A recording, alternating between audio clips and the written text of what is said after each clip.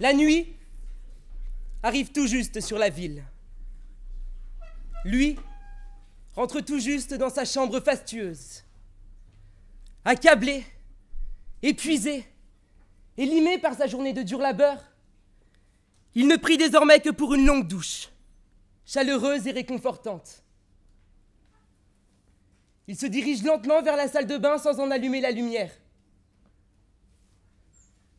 Seul, isolé dans la pénombre de sa douche, il s'évade à mesure que l'eau chaude serpente le long de son corps.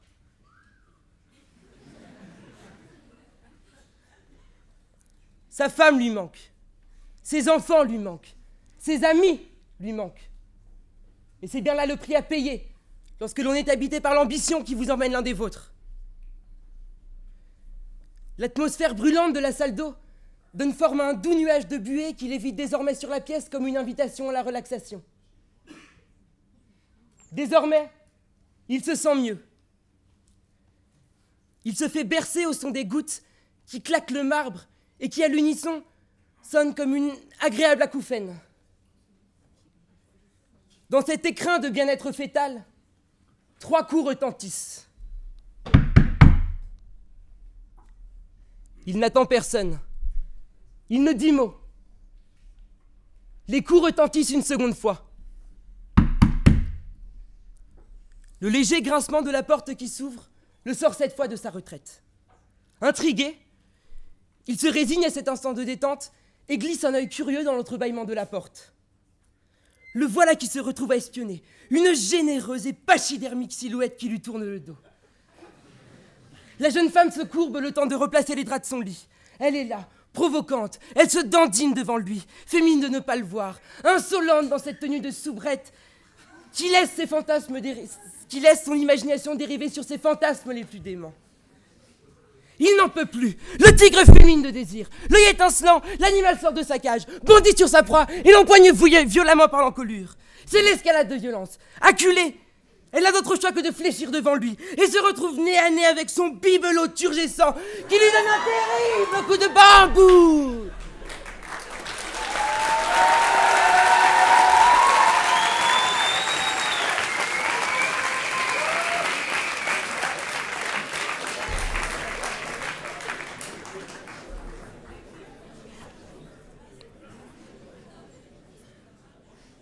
La pauvre ne s'en remettra jamais.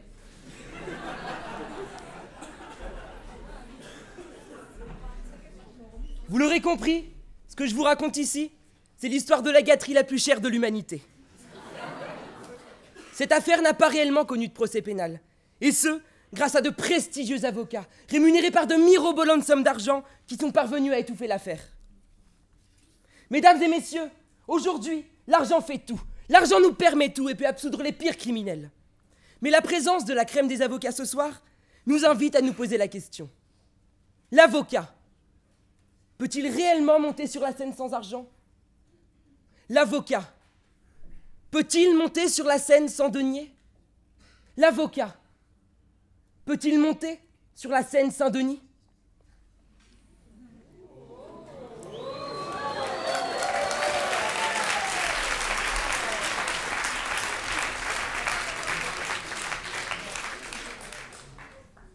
Ce soir, si je me suis rendu dans cette arène de lynchage public pour répondre à ces questions, pour porter mon réquisitoire contre cette profession d'avocat à laquelle j'aspire tant, c'est motivé par mon penchant suicidaire et mes tendances sadomasochistes.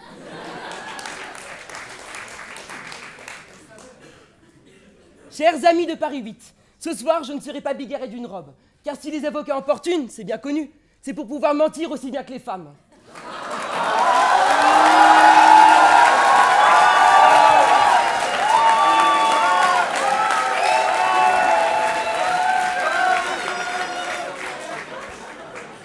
Non. Non. Ce soir, ce que je compte établir, c'est la stricte vérité.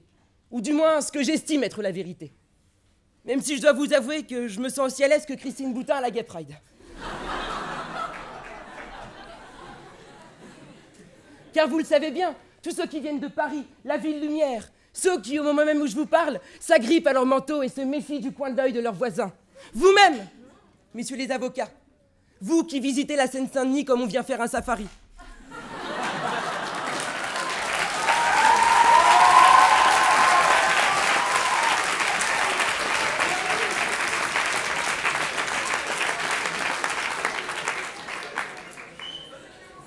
Pour vous, le 9-3, c'est l'empire de la gueudreau. Le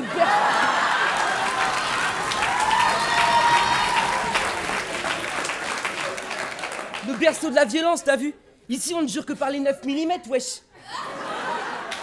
On parle pas assez franc et le délire, c'est d'écouter du Peura tout le temps. Cette litanie de légendes urbaines que les médias aiment tant mettre en avant est une farandole qui a trop duré. Il est temps que le 9-3 soit défendu par des avocats qui viennent mettre fin à ce déballage d'idées reçues et de préjugés relayés par des personnes qui n'ont jamais mis les pieds ici.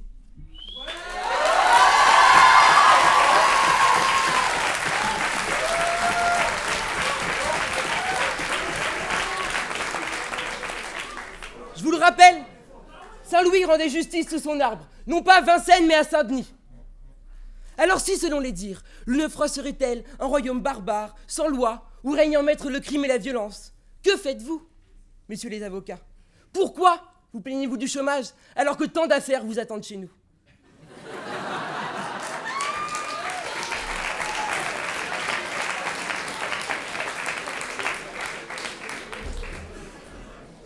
Eh bien, je vais vous le dire, moi. Parce qu'il n'y a pas de clients ayant une fortune assez digne pour remplir vos bourses. Car oui, messieurs les avocats, tout ce qui vous intéresse aujourd'hui, c'est l'argent, le pécule, le blé, le pognon, l'oseille, le pèse, le flouze, le grisby, les papettes. Aujourd'hui, on n'est plus que les spectateurs de cette justice à deux vitesses, de ce méandre d'avocats véreux qui n'a Dieu que pour les nantis. L'honneur est-il une option obsolète de nos jours? Et quand bien même les plus cruels avocats vous proposeraient des sommes, les plus cruels criminels vous proposeraient des sommes d'argent qui feraient frémir une femme frigide, vous ne sauriez refuser.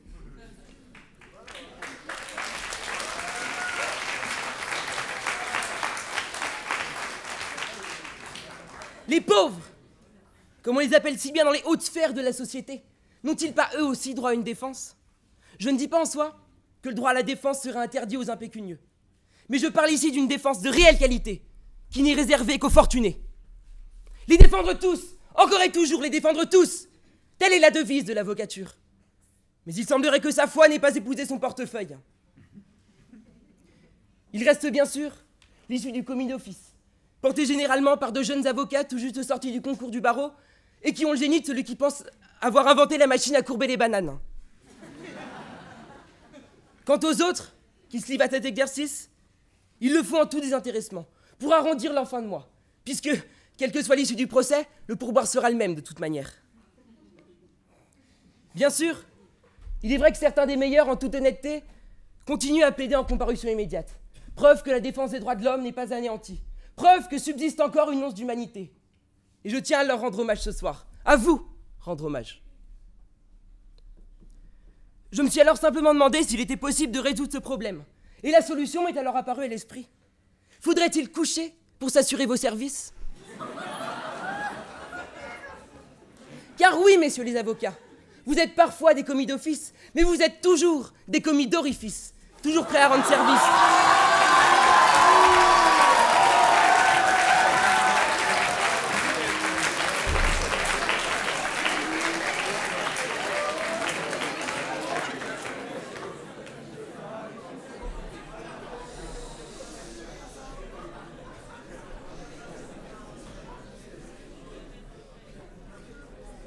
Et bien que certains de vos clients soient allés au trou, vous avez surtout pris le soin au préalable de bien vous occuper des leurs. Car c'est une évidence, mesdames et messieurs, la conférence du stage n'a pas perdu de sa verge, et le barreau porte bien son nom.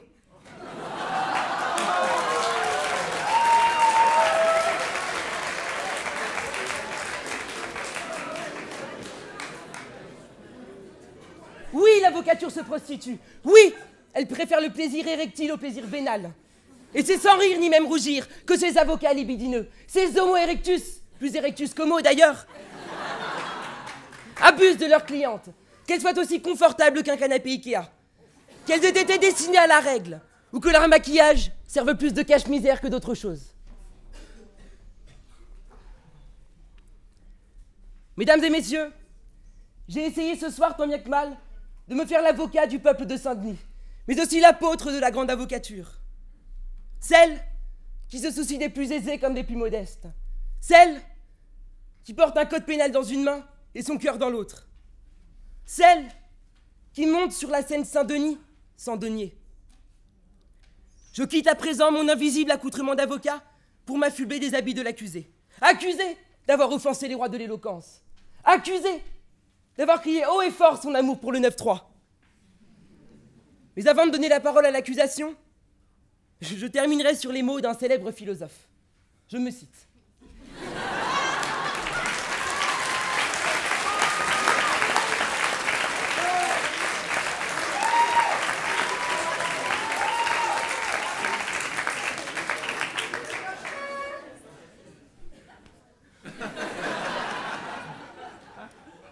Seine Saint-Denis style. Seine Saint-Denis style. Fous donc ton gilet par balle. Car à coup de pop pop pop pop pop, pour le hip-hop je développe. La Seine Saint-Denis, voyez-vous, c'est de la bombe, baby.